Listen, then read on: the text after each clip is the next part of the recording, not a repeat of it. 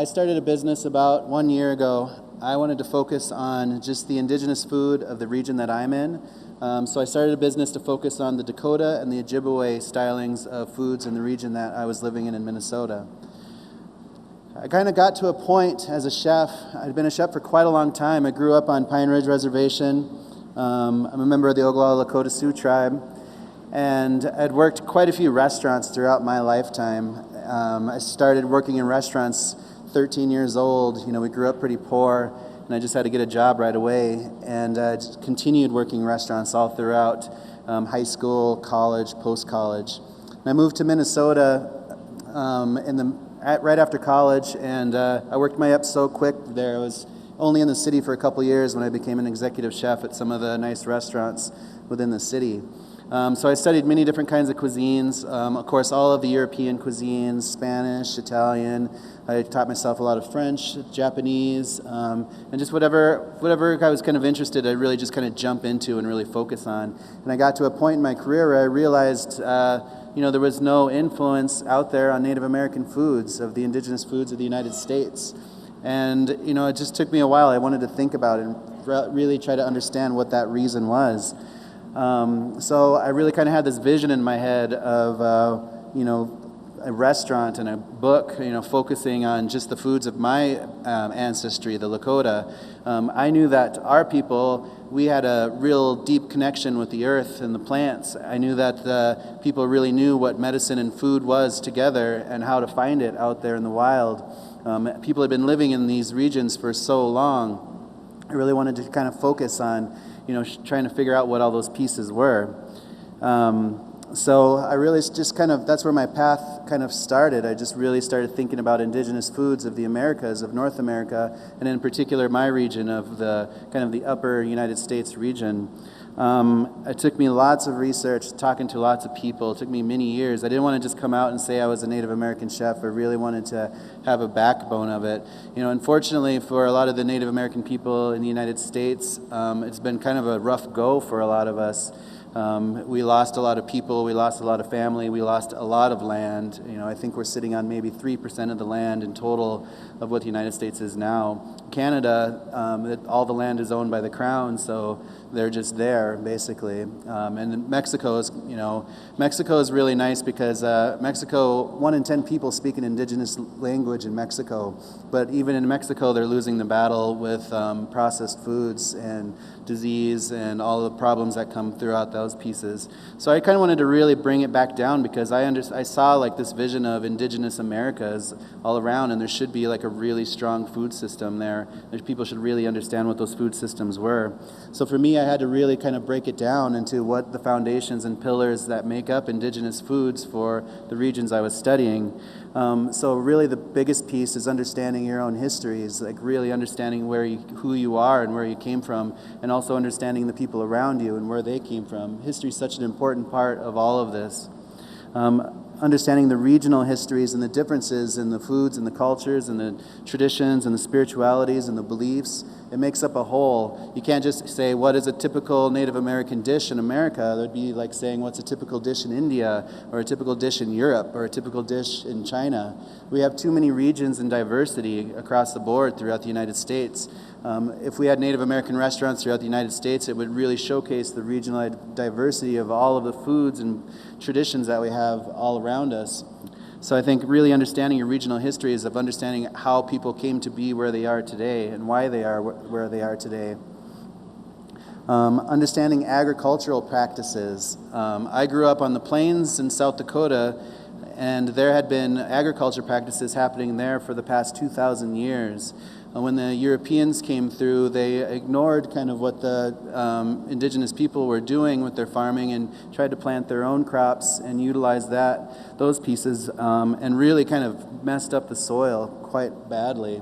I really want to get people to understand the native agricultural practices that were happening there, because it included soil health, it included the seeds. We're utilizing many different kinds of seeds from all over the place, and we're lucky that we're able to get our hands on some of these heirloom varieties that have been around us for a long time, that have been feeding our grandparents and our great-grandparents and so on.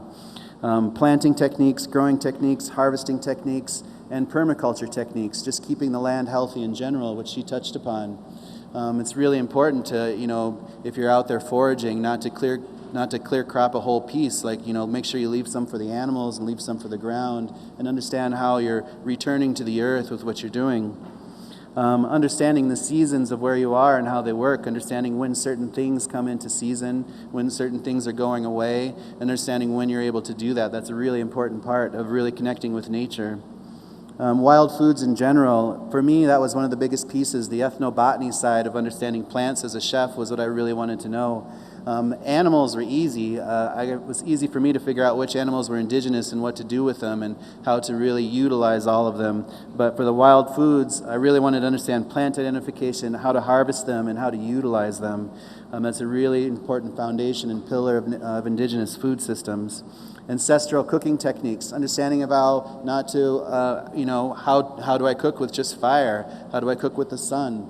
Utilizing those practices, breaking yourself free from petroleum, and going back to the old practices.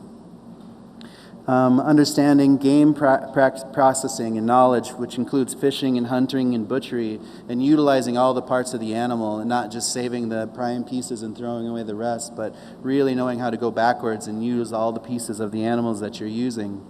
Understanding seasonings, which would include salt, understanding how different cultures utilize salt, if it was for food or for medicine, how they came about it, if it was mineral salt, if it was just mountains of salt in the ground, if they were drying out salt waters and creating salt that way. But it's a really important part, because salt was a huge part of history, no matter where you are in the world. Sugar is another important part. Where we are in northern Minnesota, the maple sugar and the birch sugar, those are really important pieces, especially the maple sugar. It was a huge staple for us. We used it on everything. Understanding seeds and nuts and plants and oils and making those oils out of plant-based pieces. That's another really important part. With the foods that I'm doing, with the business that I have now, I've been able to pretty much remove all European influence and utilize only what was just in my exact region. So getting rid of the flours and the sugars and just using the natural oils that are around us. So we use a lot of sunflower oil and pumpkin seed oil on top of the animals, but most of the food that we do are plant-based. Understanding the medicinal properties of foods. That's, for me as a chef, that's a tougher one for me, but I understand that all of this food is medicine, and it always has been. We ate for health for so long, for so many centuries and millennia, and we need to continue to realize how to do that instead of just pulling a bag of something off the shelf. Understand what you're putting in your body and how that's going to affect you down the road, and what you're giving your children or what you're giving your elderly. It's really about what you're putting in your body. And understanding the health aspects of an indigenous diet is really one of the most important pieces.